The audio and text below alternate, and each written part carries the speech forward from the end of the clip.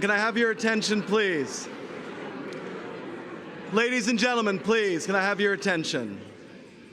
Good afternoon, I'm Ethan Rosenzweig, the Acting Chief of Protocol of the United States. Welcome to this wonderful celebration and unveiling. If you'll please join me in watching your video monitors to start the evening. Thank you. Please come into the room, everybody, please.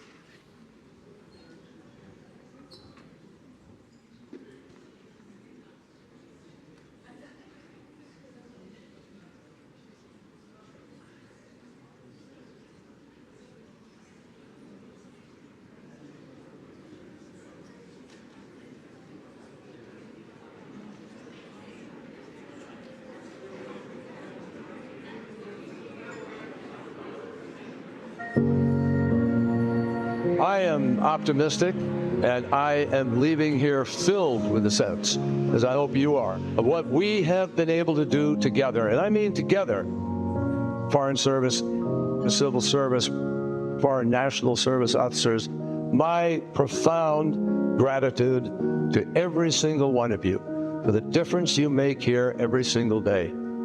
We are more engaged in more places in this world with greater positive impact than at any time in American history. We live in a more turbulent world in some ways. Why? Because the world is going through a transformation unlike anything it's ever seen before. We here have two great responsibilities. One, obviously, is to protect the United States of America, to protect the American people, to stand up for our values and stand up for our interests. But guess what? Because so many people in the world share a fundamental human desire to live in dignity, to be free, to be able to have opportunity and make choices. Because of that, everything we do in furtherance of the first is also in furtherance of the second. This country has shown again and again how strong we are internally, how powerful we are, how incredibly resilient we are, and how we have the ability to redefine our story, to write the next chapter, to go on into a stronger and better place. I want you to stay faithful to the notion that this building, all of you, that we together are going to continue to make ripples and sweep down walls of resistance to peace and to justice and to a better and safer world. Distinguished guests, the Secretary of State of the United States, Antony J. Blinken, and the 68th Secretary of State of the United States, John F. Kerry.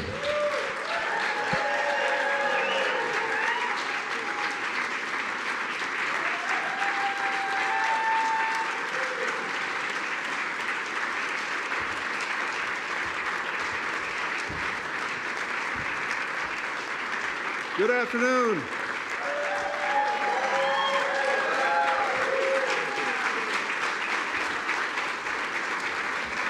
Welcome. Welcome, everyone. Welcome to the State Department. Welcome back to the State Department. Welcome to, I think, one of our shared favorite places in the State Department, the Ben Franklin Room. I'm always inspired being in this room. We have Franklin looking down upon us. He, of course, was our first diplomat. Negotiated our first treaty, secured our independence, charted the Gulf Stream, pioneered electricity, gave us our ethos of self-governance, and virtually none of this did he do while sober. So I take that as an instruction for all of us when we're done with the wonderful ceremony that we're about to embark on. On behalf of myself, my wife, Evan Ryan, who's here with us today, I'm so thrilled to have you here, particularly for this occasion. Mr. Secretary, welcome home. John once described his life as having an almost Forrest Gump-like quality. And think about it, it's true.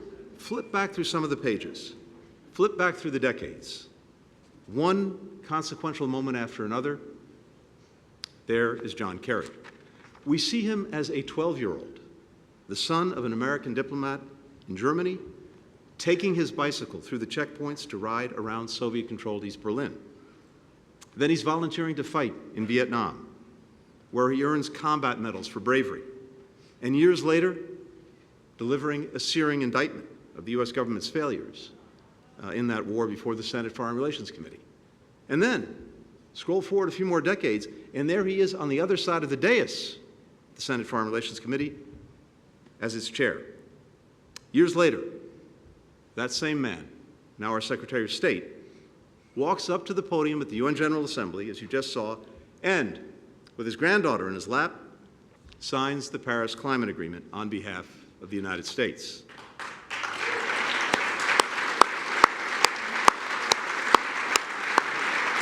Now, for other human beings, for the rest of us mere mortals, any one of these experiences would have been defining. For John, just a few of the chapters in an extraordinary lifetime of public service that he continues to write. And from each chapter, I think it's fair to say that he drew lessons that further shaped his character and enabled his genuinely historic contributions. Those childhood years, living abroad, taught John from an early age, much as it did me, to see his country through the eyes of others, to grapple with the expectations, the critiques, the stereotypes. And then when he returned home, he learned to do the same with Americans' perceptions of the places that he'd been. It was during that time that his father passed along what John considers, I think, the most important advice that he got about diplomacy: learning to see the world through the eyes of others. Among the indelible lessons that John took away from Vietnam was, as he later put it, if you're going to ask young men and women to put their lives on the line, you better make damn sure that you've tried everything possible to first exercise diplomacy. The loss of some of his closest friends in that war, the sense that it could just as easily have been his life that was cut short, instilled a lasting determination to treat every day as extra, a burning sense of purpose that John brings to every hour of every endeavor, including his tenure as Secretary of State. Now, his team called him, and I was part of it, the Energizer Bunny, though I'm confident John could tire out that bunny. He would go anywhere. He'd meet anyone. He'd endure exhaustion, physical pain, to advance the mission. When John was in Geneva for maritime negotiations on the Iran nuclear deal, he took advantage of a rare break in talks to get a little bit of exercise. John, being John, decided that exercise means cycling a leg of the Tour de France, uphill through the Alps. John was looping around a police motorcycle when his wheel clipped a curb. He crashed to the ground, snapping his leg. He was rushed back to Boston for surgery. Now, as it happens, as his deputy at the time, I was minding my own business. It was a Sunday, and I got a call from John Feiner, who said to me, "What are you doing tonight?" And I said, "Well, nothing much, getting ready for work tomorrow." And he said, "Can you get on a plane to Paris?" So I did, to take the Secretary's place at an important counter-ISIS conference that was taking place. But here's what happened. Normal people would take weeks to recover. Not John. Within hours of the operation, he was holding biolats from his hospital bed. He beamed into the conference in Paris. He refused pain medication, not wanting to lose one iota of his mental sharpness. And then just days later, back in Geneva. In a particularly tense moment, John's counterpart, Iranian Foreign Minister Javad Zarif, abruptly stood up from the table and made his way to the door. John took his crutch, jutted it out, and blocked Zarif's exit. Not until we talked this out. Zarif sat back down, and they worked through it. I think one of the reasons that John was so effective with foreign leaders is that, of course, he was fluent not just in policy, but in politics. As a former elected official, he understood the constraints facing politicians and what it would take to overcome them. Like when he spent a week in Kabul working with the rival Afghan candidates to prevent a disputed presidential election from descending into civil war. Now, one other aside. I had a chance on one occasion with now President Biden to visit Afghanistan with John. And we went out to a forward operating base all the way in the northeast of Afghanistan. And we're heading back to Bagram Air Base. And John says to the pilot, why don't we fly over Tora Bora? I think he was trying to find bin Laden. This was before we got bin Laden. And the pilot said, well, it's going to take us out of our way and it's going to take more time. And John said, no, we have to go to Tora Bora. So we divert to Tora Bora, and no bin Laden, but we at least got to see Tora Bora. And then we start heading back, and we hit the last mountain ridge before Bagram, and this ferocious snowstorm kicks in. And John and then Senator Biden were in the lead helicopter with Chuck Hagel, and the staff was in the second helicopter. And I have the headphones on in the second helicopter, and we hear, we've lost sight of helicopter number one. Then a couple of minutes later, as we're going back and forth across this mountain ridge, helicopter one is down. What does that mean? We land on this ridge, the second helicopter. Thankfully, the first helicopter's there. The ridge is no wider than the blades of the helicopter. We're out there for 4 or 5 hours waiting for them to come rescue us by road because the snow was so intense, the helicopters couldn't fly over that last mountain ridge and get to Bagram. And we all discovered that the warmest place to be, because it was freezing, was actually outside of the helicopter, standing behind the air exhaust. And we took turns doing that. It was the most extraordinary adventure, but that's because John wanted to see Tora Bora. In 2016, countries met in Kigali to try to reach an international agreement to phase out hydrofluorocarbons, greenhouse gases that are thousands of times more potent than carbon dioxide. When the negotiations hit an impasse, John walked over to the room where some of the experts were hammering out the text, which, if you're a climate expert, is a little bit like Michael Jordan showing up at your pickup basketball game. With John's help, they found a way forward. And then John personally lobbied with a few holdouts and closed the deal. John's willingness to go wherever he could be useful, wherever there was at least the opportunity to make some progress, that racked up some legendary mileage here at the State Department. As Secretary, he flew 1,417,576 miles, 3,000 hours in the air, 596 days on the road. His team nicknamed the plane the Carry-Go-Round because once you got on it, you were never quite knew when you would actually get off. Now, only a few things could slow John down. One, of course, was family. There was a call from Teresa, from Alex, from Vanessa. That took precedence over everything else. And he also knew how to savor a hard-earned victory. After clinching the climate deal, John led his team on a midnight tour of Paris, roaming the streets on foot. After reaching an agreement to remove and destroy much of Syria's chemical weapons stockpile, he insisted on taking his sleep-deprived team in Geneva for a little bit of wine and cheese. I had this experience on the couple of occasions when, as his deputy, we actually traveled together, and none of us could keep up with him. The DS team, at the end of these crazy long days, would say, well, the secretary wants to go out, and out we went. Now, I know that some people who don't know John as well, haven't worked with him, may just see him from a distance as the kind of quintessential Boston Brahmin. And it's true. He did once take President John F. Kennedy sailing, and when in London, he's not always been a stranger to Savile Row. But if you ask anyone who traveled with John, they'll tell you this. On flights, he subsisted almost entirely on Oreos. So much so that the Air Force crew started hiding their stash of Oreos. He covered nearly every one of those 1.5 million miles with the same battered Orvis suitcase that he'd had since his early Senate days, which he insisted on carrying himself with the duct tape handle and all. For all this remarkable diplomatic work, for all the feats that he pulled off as secretary, what's equally inspiring, maybe more inspiring, is an enduring willingness to throw himself into causes that he believed in, even when the odds were long, even when it seemed impossible. And to me, what was so inspiring, what remains inspiring to this day, was that John always preferred to get caught trying. For in his eyes, the worst thing is never trying and coming up short. It's not trying at all.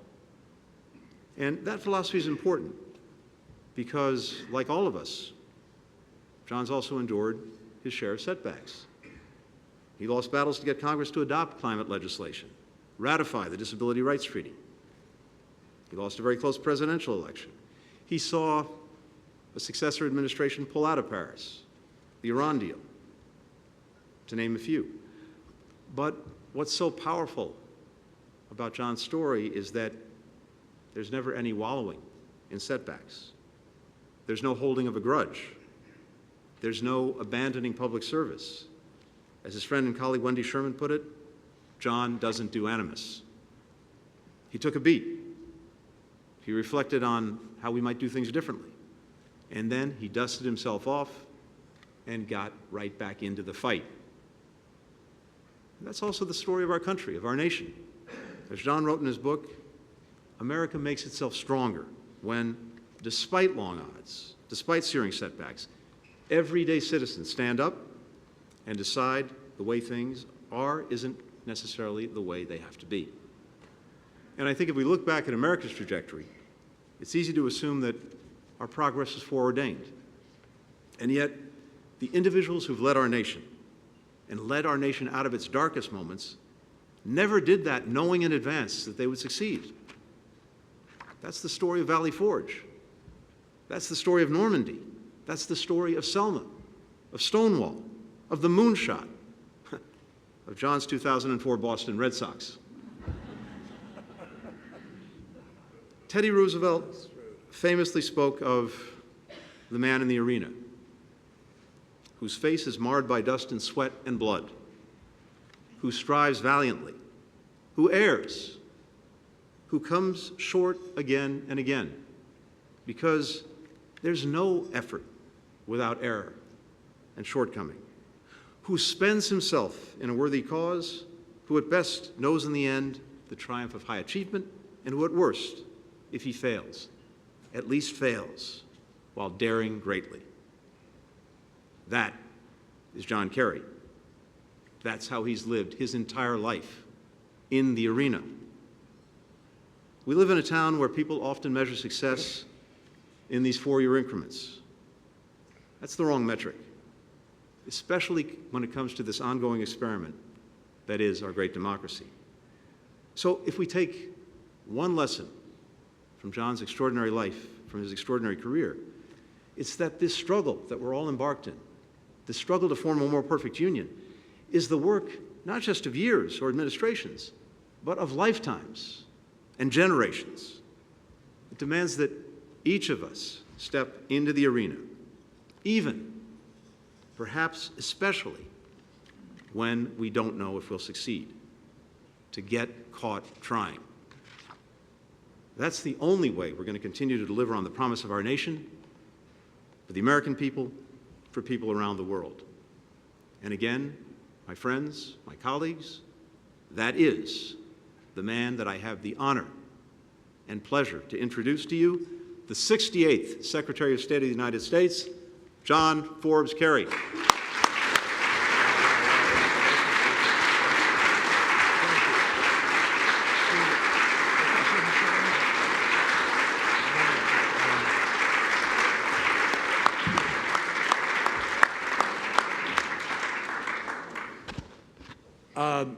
All I can say is, wow. That's a remarkable introduction. Unfortunately, every word of it was true, except for a few things I have to correct very quickly. The speech to the assembled foreign ministers in Paris about the Syria affair was highly post-operative narcotic-induced. And so we all have to put that in its right place. Secondly, the Tora Bora, a guy named Joe Biden was sitting on a seat going forward in the chopper, and the general was sitting there with maps on his thing, giving him a briefing. And Chuck Hagel and I had sort of heard the briefing, and we were looking at each other. And we started down in this massive down, and they had lost track of the other helicopter. And someone, I don't know whether it was Chuck or me who said it, but somebody remarked, hey, the 3 senators ought to just give a speech and keep us airborne. So, but Tony, honestly, that was just an extraordinary introduction, extremely thoughtful and generous, and obviously somewhat mischievous, but welcomed in the spirit of our friendship and of all of our experiences. And as I look out at this group, I just got to thank you all. There are folks here from so many different layers of that journey that you heard described. And I've been warned, if I start singling out a face and mentioning a name, I am in serious trouble, because I can't do it for everybody here. So please, suffice it to say to all of you that I am just deeply grateful, very, very touched by your presence here today. So many tears and different chapters of that journey that was described by the Secretary. I want you all to know that history will always remember the two of us as the greatest guitar-playing duo in history of this building, assuming that Dean Acheson didn't secretly have a Fender Stratocaster or something. I don't know. But I'm grateful for all of you making the effort to be here. I also sensed beforehand, as I was coming over here, there's got to be some poetic justice that so many veterans of the Obama administration and the Biden administration are all assembled here on the first day of a post-Assad free Syria, and we should celebrate that.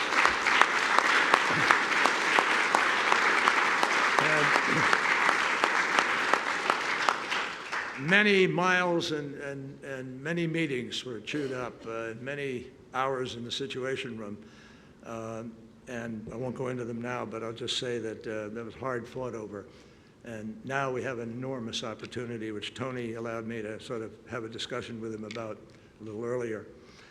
I want to let you know that during the Obama years, a lot of people weren't aware of this, but Tony and I really enjoyed a terrific working relationship during that period of time.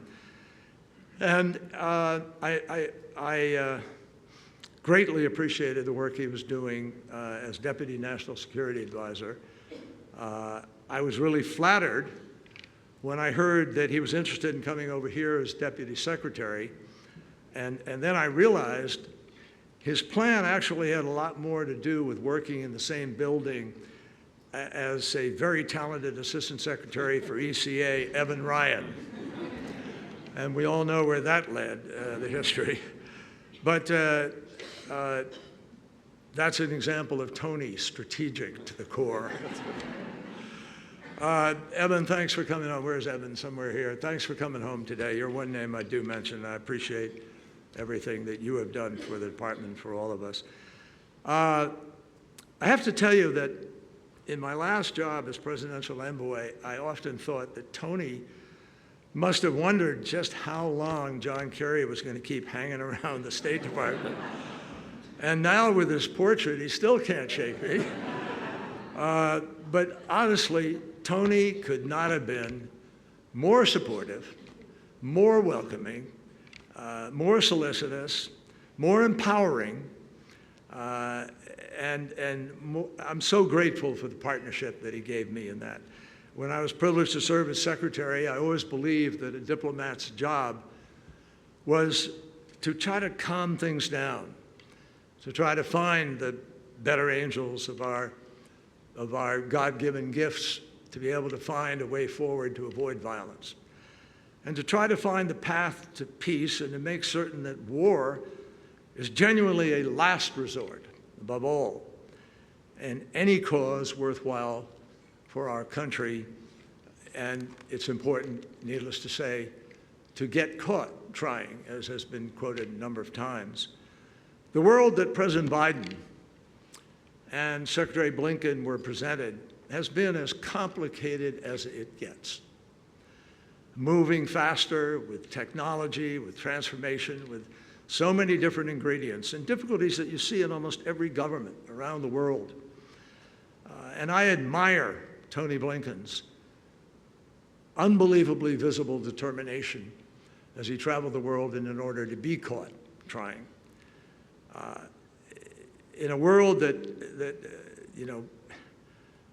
is so transformational as it is today, it's hard to find the center that is so critical to organizing ourselves in order to do better things. So Tony, I genuinely look forward to the day when your portrait is hanging on a wall near mine, because in a world that does move faster day to day, everyone here understands you have done an extraordinary job of fighting for people all over the globe to have peace, to have dignity, to live better, to push back the specter of overt aggression. And you put your heart and your passion into trying to resolve conflict, and that is truly what diplomacy is all about. So I think everybody here wants to join me in saying a profound thank you to you and Evan for the incredible work that you've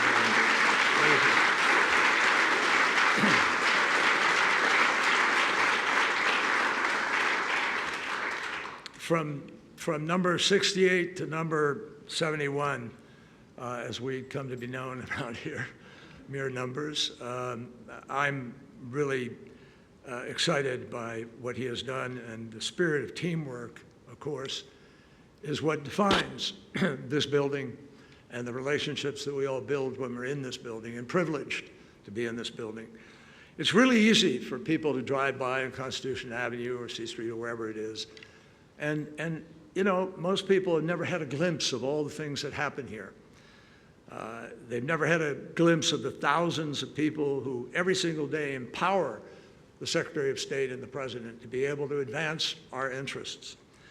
And I was blessed to experience the best of that as Secretary, to see the everyday extraordinary character of the loyal men and women of the Civil Service, the Foreign Service, the tandem couples, the SEX, the patient people who made possible the audibles that I would call and suddenly pulled together a trip that was never planned, the line, the ops center, boy, I drive them nuts a few times. Protocol, the consular officers who touch so many lives directly and are so important to our mission around the world, USAID, MED, the Marines, the diplomatic security who keep us safe on trips and work extraordinary hours, all of whom make up the core of America's extraordinary diplomatic team.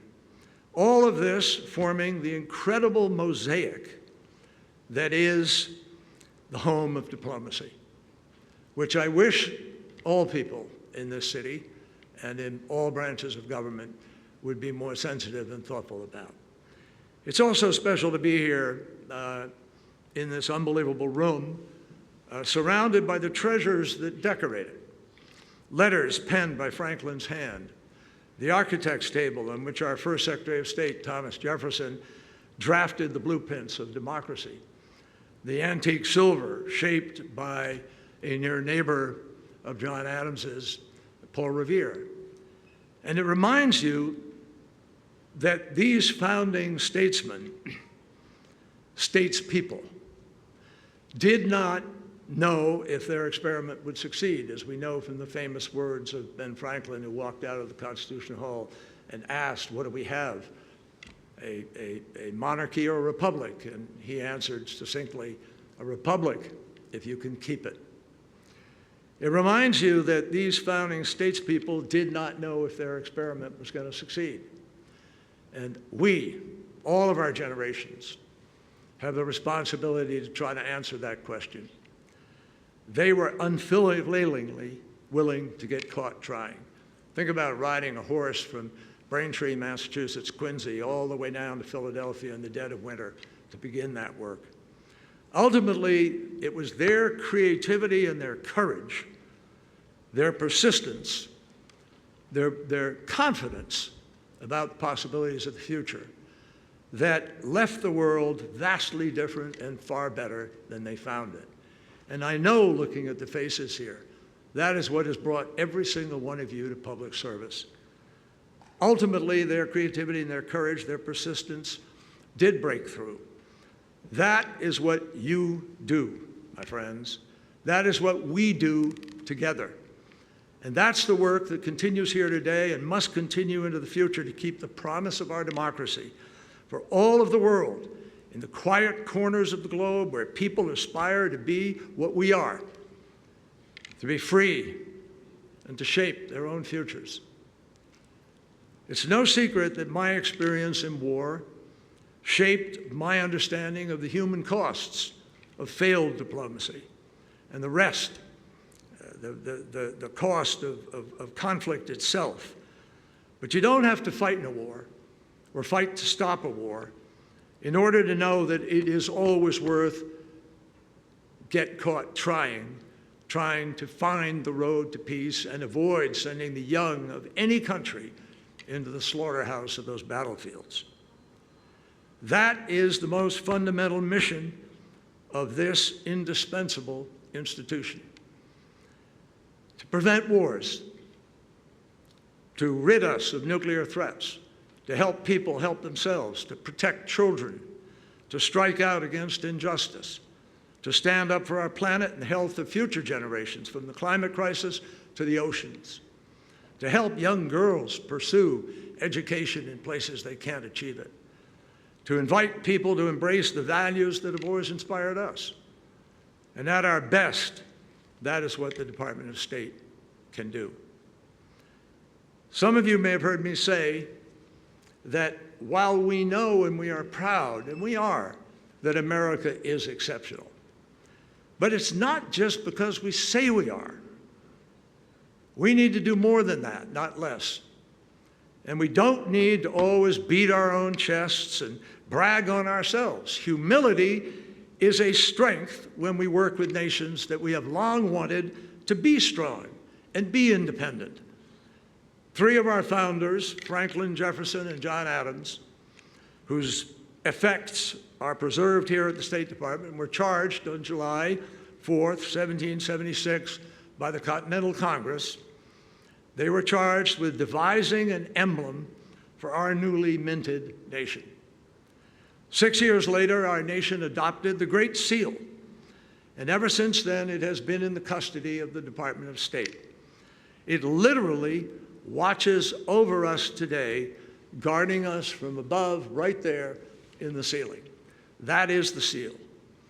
And it was Harry Truman who turned the eagle's head away from the arrows of war and towards the olive branches that are firmly gripped in one of the claws. It was powerfully symbolic, folks. Truman wanted the shift in the eagle's gaze to be aspirational.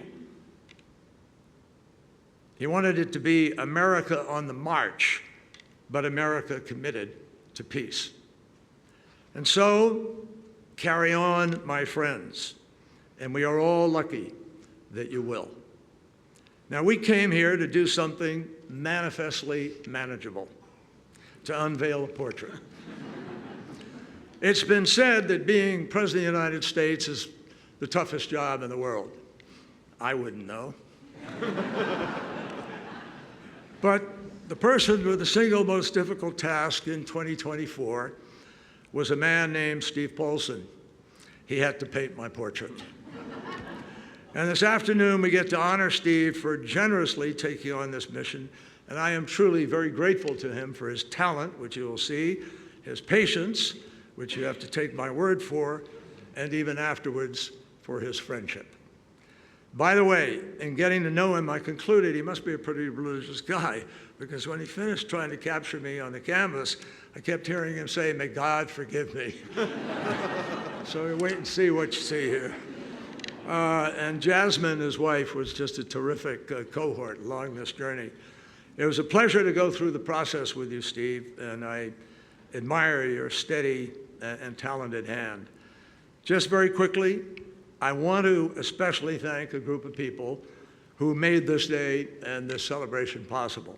That starts, of course, with the President of the United States, who gave me this opportunity of a lifetime and who trusted me to take risks and represent him all over the world, knowing that it was his name and not mine on the line every time we touched down anywhere. So a profound thank you to a man I admire greatly, President Barack Obama. Thank you. And I'm also forever grateful and inspired by the former vice president, his former vice president, my friend of 40 years, who gave me the chance to serve again and did so in a way that was quite unexpected and really remarkably supported. And he is, I think you all know, and we've seen it in the last months, a genuine leader who, in foreign policy and domestically, the things we've done, Americans should be very grateful for President Joe Biden. And there are people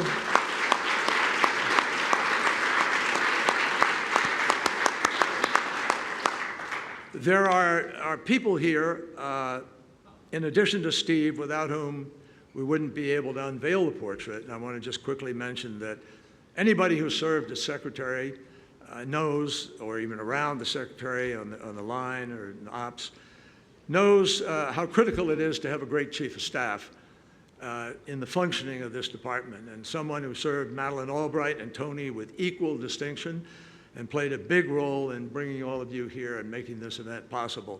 And I want to thank Susie George for her leadership.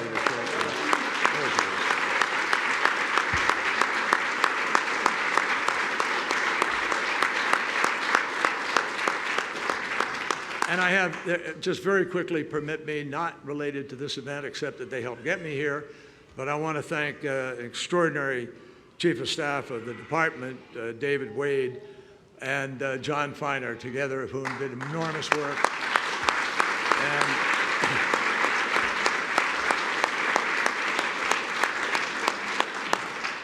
And of course, Kitty DiMartino was Chief of Staff for all of our climate efforts, and I thank her also for what we did.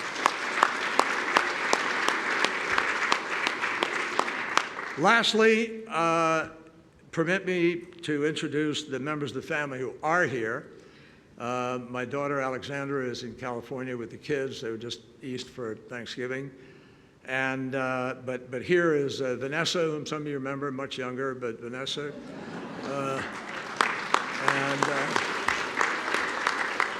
Brian, Vanessa, who has an extraordinary program she runs on a global basis for health and has been appointed by the WHO to be the global climate health envoy. I'm very proud of her and her husband, Brian Nahead, who's a brilliant brain surgeon at Mass General, and their two children, Alexander, a rising soccer player, and Livia, a rising everything.